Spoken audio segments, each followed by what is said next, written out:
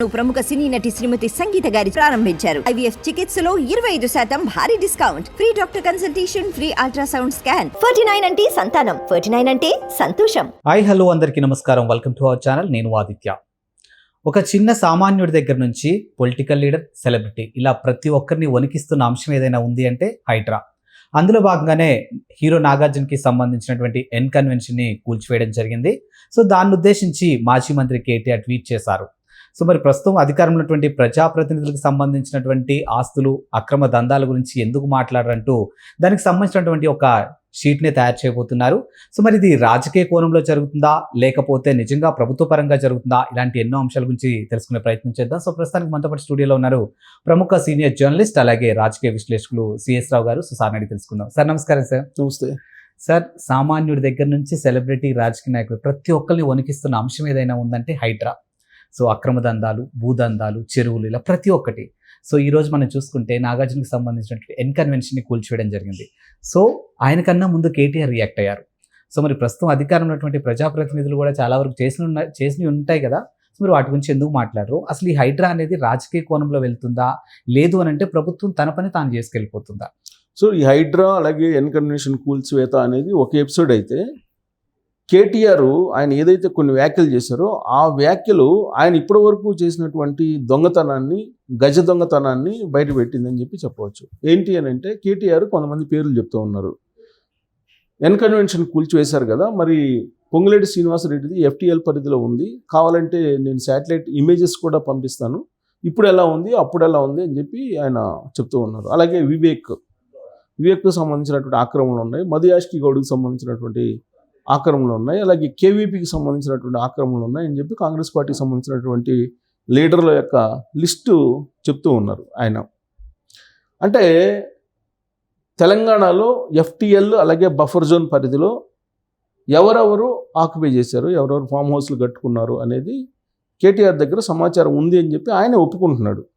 అంటే 10 ఏళ్ల పాటు 2014 నుంచి 2023 డిసెంబర్ దాకా అధికారంలో ఉన్నటువంటి బీఆర్ఎస్ పార్టీ లేదా కల్వకుంట్ల ఫ్యామిలీ ఆధ్వర్యంలో ఉన్నటువంటి పార్టీ ఎన్ని ఆక్రమణలు చేసింది అనేది మొత్తం లిస్టు వాళ్ళ దగ్గర ఉంది. అంటే వాళ్ళే ప్రోత్సహించారు, ఇప్పటిదాకా వాళ్ళే తెలంగాణని ధ్వంసం చేశారు అని చెప్పి చెప్పడానికి ఆయన తాజాగా చేసినటువంటి వ్యాఖ్యలే కనిపిస్తూ ఉన్నాయి. వాస్తవంగా ఇప్పుడు వచ్చి లిస్ట్ అవుట్ ఇవ్వటం ఏంటి? ఆయన ఇప్పుడు శాటిలైట్ ఇమేజెస్ ఉన్నాయి, ఆక్రమణకు సంబంధించినటువంటి ఫోటోలు ఉన్నాయి, అవన్నీ నేను పంపిస్తాను, ముందు వాటిని కూల్చేయండి అని చెప్పి ఇప్పుడు చెప్తున్నాడు ఆయన. అంటే ఆధారాలన్నీ తన దగ్గర ఉన్నాయి, ఎవరెవరు ఎంత ఆక్యుపై చేశారు, వాళ్ళతో ఎంత డీల్స్ చేశారు అనేది కాంగ్రెస్ పార్టీ వాళ్ళు గత కొంతకాలంగా ఆరోపిస్తూ ఉన్నారుగా. ఎన్ కన్వెన్షన్ విషయంలో కూడా కేటీఆర్, నాగార్జున మధ్య డీల్ కుదిరింది, అందుకే వాళ్ళు ఎన్ కన్వెన్షన్ కూల్చడం లేదు అని చెప్పి రేవంత్ రెడ్డి PCC అధ్యక్షుడిగా ఉన్నప్పుడు, అంతకుముందు తెలుగుదేశం పార్టీ అధికార ప్రతినిధిగా ఉన్నప్పుడు కూడా అనేక సందర్భాల్లో ఆ ఎన్ కన్వెన్షన్ గురించి మాట్లాడటం జరిగింది. అంటే 2014లో అధికారంలోకి వచ్చిన తర్వాత నేను తెలంగాణని కాపాడుతాను, తెలంగాణ భూములు కాపాడుతాను, గుప్పుడు మంది ఆంధ్ర వాళ్ళు ఆక్యుపై చేసినటువంటి భూములన్నింటినీ నేను స్వాధీనం చేసుకుంటాను, తెలంగాణ సమాజానికి ఇస్తానని చెప్పేసి ప్రామిస్ చేసి అధికారంలోకి వచ్చినటువంటి కల్వకుంట్ల ఫ్యామిలీ ఏం చేసిందంటే దోపిడీ చేసిందని చెప్పి చెప్పడానికి ఇదొక ఉదాహరణ. ఆయన తాజాగా చేసినటువంటి ఉదాహరణ. కొత్వాల్కా చోర్ అంటే దొంగే దొంగ అన్నట్టు ఇప్పుడు కేటీఆర్ తన నైజాన్ని, తన అమాయకత్వాన్ని బయట పెట్టుకున్నాడు. వాస్తవంగా చెప్పాలంటే ఈ మధ్యకాలంలో ఆయన ఉచిత బస్ ప్రయాణం గురించి మాట్లాడుతూ రికార్డ్ డ్యాన్స్లు వేస్తున్నారు అని చెప్పి మాట్లాడారు. మహిళల గురించి బస్సుల్లో రికార్డ్ డ్యాన్స్లు వేస్తున్నారని మాట్లాడారు. తర్వాత లెంపలు వేసుకొని సారీ చెప్పి మహిళలకి క్షమించండి అని చెప్పి కోరుతున్నాడు ఆయన. అంటే ఈ మధ్యకాలంలో కేటీఆర్, కల్వకుంట్ల ఫ్యామిలీ చాలా హైరాణాల్లో ఉన్నారు. ఈ హైరాణాల్లో వాళ్ళు చేసినటువంటి దోపిడీలు, దొంగతనాలను వాళ్ళే అంగీకరిస్తున్నారు ఇండైరెక్ట్గా. అనేక సందర్భాల్లో జన్వాడ ఫామ్ హౌస్ గురించి ప్రస్తావనకు వచ్చింది. ఆ జన్వాడ ఫామ్ హౌస్లో అప్పట్లోనే అది ఆక్యుపై చేశారు, FTL పరిధిలో ఉందని చెప్పేసి రేవంత్ రెడ్డి అనేక సందర్భాల్లో ప్రూవ్ చేసేటువంటి ప్రయత్నం చేశాడు. అంతేకాకుండా డ్రోన్ని అక్కడ ఎగరవేసి డ్రోన్ ద్వారా పిక్చర్స్ తీసుకునేటువంటి ప్రయత్నం కూడా చేశారు. ఫలితంగా ఆ రోజు ఉన్నటువంటి బీఆర్ఎస్ పార్టీ ప్రభుత్వం రేవంత్ రెడ్డిని జైల్లో పెట్టింది. ఆ సంఘటన తర్వాతే రేవంత్ రెడ్డి గ్రాఫ్ పెరిగింది. సో FTL పరిధిలో ఉంది అని జొన్నవాడ కేటీఆర్ ఫామ్ హౌస్ అనేది రేవంత్ రెడ్డి ఆ రోజు పిసిసి అధ్యక్షుడిగా ఉన్నప్పుడు ఆధారాలతో సహా బయట పెట్టాడు. కాబట్టి ఇప్పుడు కన్వెన్షన్ తర్వాత నెక్స్ట్ ఏదన్నా కూల్చేది ఏదన్నా ఉందంటే ఖచ్చితంగా జన్వాడ ఫామ్ హౌసే కేటీఆర్ది కూల్చబోతున్నారు. అందుకే ఇప్పుడు కాదు సార్, దానికి సంబంధించి జీవో 99 ప్రకారం దానికి సంబంధించిన పత్రాలన్నీ కరెక్ట్ గా ఉంటే హైకోర్టు ఒక స్టే ఇచ్చినట్టుంది కదా మీరు చెప్పిన ఫామ్ హౌస్ గురించి. అన్నీ ఇప్పుడు కన్వెన్షన్కి కూడా హైకోర్టు స్టే ఇచ్చింది. ప్రభుత్వం చేయాలనుకుంటే కోర్టుకు సంబంధించిన స్టేలున్నా దానికి ఆల్టర్నేటివ్ మార్గాలు ఉంటాయి. ప్రతి దానికి న్యాయ వ్యవస్థలో ప్రత్యామ్నాయ మార్గాలు ఖచ్చితంగా ఉంటాయి. ఇప్పుడు కోర్టులు కూడా ఏం చెప్పలేదు, చెరువులను ఆక్రమించేసి మీరు కట్టండి అని చెప్పి ఏ రోజు కోర్టులు చెప్పలేదు. చెరువులను ఆక్రమించడం కారణంగా హైదరాబాద్లో వర్షాలు వచ్చినప్పుడు మొత్తం నగరమే మునిగిపోతుంది, ప్రాణ నష్టం ఆస్తి నష్టం జరుగుతూ ఉంది, ఆక్రమణలు తొలగించండి అని చెప్పి చెప్పినటువంటి తీర్పులు ఉన్నాయి.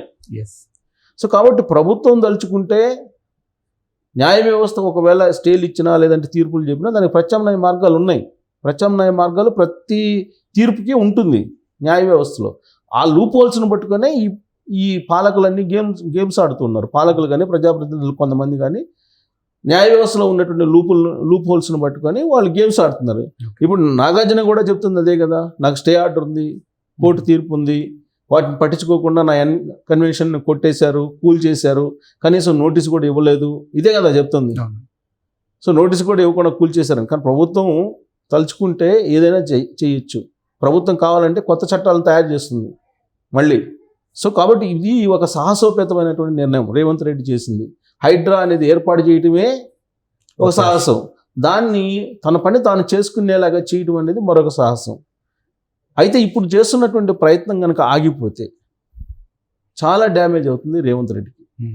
కాబట్టి దీన్ని ఆగకుండా చేయాలని అంటే ఫస్ట్ ఎవరైతే ఉన్నారో ఈ సోకాల్డ్ కేటీఆర్, పల్లా రాజేశ్వర రెడ్డి వీళ్ళంతా ఉన్నారు కొంతమంది ఈ ఎఫ్టీఎల్లో పరిధిలో లేదా బఫర్ జోన్ పరిధిలో ఆక్యుపై చేసి అక్రమ నిర్మాణాలని నిర్మించినటువంటి వాళ్ళందరికీ సంబంధించినటువంటి ఆస్తుల్ని మొత్తాన్ని కూల్చేసి ప్రభుత్వం స్వాధీనం చేసుకుంటే కనుక చిరస్థాయిగా రేవంత్ రెడ్డి తెలంగాణ సమాజంలో హీరోగా నిలబడిపోతాడు.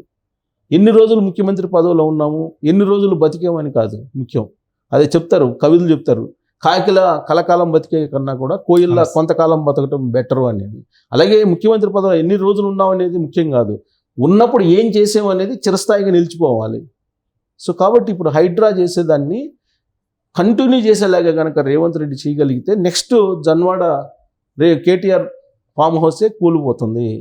కాబట్టి అందుకే ఐరానా పడుతూ ఆయన కాంగ్రెస్ పార్టీకి సంబంధించిన లిస్ట్ మొత్తం తీసి నేను శాటిలైట్ ఇమేజ్లను పంపిస్తాను, ఫోటోలను పంపిస్తాను, కేవీపీది కోల్చండి, మదియాష్కి గౌడ్ది కోల్చండి, పొంగులేటి శ్రీనివాసరెడ్డి మంత్రిది కోల్చండి, వివేకాది కోల్చండి, ఇట్లా లిస్ట్ అవుట్ చేస్తున్నాడు కాంగ్రెస్ పార్టీలో ఉండేటువంటి వాళ్ళు అన్నీ. ఎందుకంటే ప్రభుత్వంలో వాళ్ళు 10 సంవత్సరాల పాటు ఉన్నారు కాబట్టి వాళ్ళు దగ్గర లిస్ట్ ఉంటుంది, ఎవరెవరు ఎంత ఆక్యుపై చేశారు అనేది, ఎవరెవరి దగ్గర ఎంత డీల్స్ కుదుర్చుకున్నారు అనేది కూడా వాళ్ళ దగ్గర ఉంటుంది.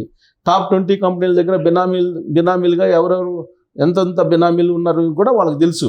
సో కాబట్టి ఇది ఒక ఆహ్వానించదగ్గ పరిణామం, స్వాగతించదగ్గ ఒక ప్రక్రియ ఇది.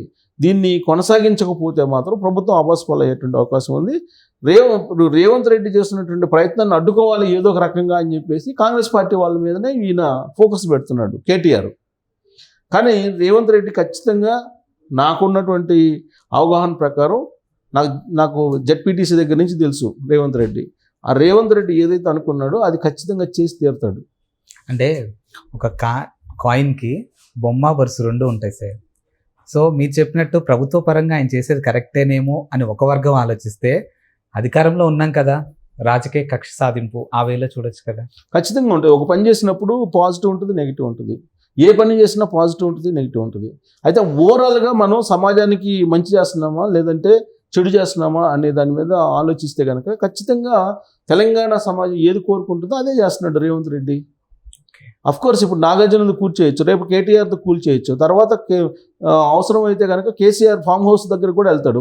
కేసీఆర్ ఫామ్ హౌస్ ఆక్యుపై చేసుకున్నారు కదా భూములు, అది అందరికీ తెలిసినటువంటి విషయమే కదా. సో అసలు త్రిబుల్ జీవోని లిఫ్ట్ చేసి అసలు తెలంగాణ టోటల్ దాని అస్తిత్వాన్నే కూల్చేసేటువంటి ప్రయత్నం చేసింది బీఆర్ఎస్ పార్టీ. అసలు రిజర్వాయర్లో వర్షం వస్తే కనుక మొత్తం మునిగిపోయేటువంటి ప్రమాదం ఉంది కదా. త్రిబుల్ జీవోని ఎలా ఎత్తేస్తారు వీళ్ళు? త్రిబుల్ జీవోని ఎత్తేయడానికి అసలు యునైటెడ్ ఆంధ్రప్రదేశ్లో ఉండేటువంటి ముఖ్యమంత్రులు సాహసం చేయలేకపోయారు. అలాంటిది సింపుల్గా కేసీఆర్ చేయగలిగాడు. అంటే త్రిభువన్ జీవోలో పరిధిలో ఉండే భూములు ఎన్ని ఆక్యుపై చేశారు. సో ఇది ఒక రకమైనగా చెప్పాలంటే ఇది ఒక సాహసోపేత నిర్ణయం. సో చేసినటువంటి తప్పుల్ని కేటీఆర్ తనకైతే ఒప్పుకుంటున్నారు ఇప్పుడు ఈ ఆయన తాజా స్టేట్మెంట్ కారణంగా. కాబట్టి ప్రజలందరూ కూడా గమనించండి, ఇక్కడ ప్రజాక్షేత్రం, న్యాయ వ్యవస్థ, ప్రజాక్షేత్రం, ప్రజా కోర్టు, న్యాయస్థానంలో న్యాయం. సో ప్రజా కోర్టు అనేది ఇంపార్టెంట్. ఈ మిగతా వ్యవస్థలన్నీ అవి ఎప్పుడు పనిచేయాలో అప్పుడు పనిచేస్తుంటాయి. బట్ అల్టిమేట్గా ప్రజా కోర్టులో ఏం చెప్తున్నామో, ప్రజా కోర్టులో ఎలా నిలబడుతున్నాం అనేది ఇంపార్టెంట్. సో ఆ విషయంలో రేవంత్ రెడ్డి కాంప్రమైజ్ కాడని చెప్పి మనం అనుకోవాలి, కాకూడదని కూడా కోరుకోవాలి. Thank you sir. Thank you.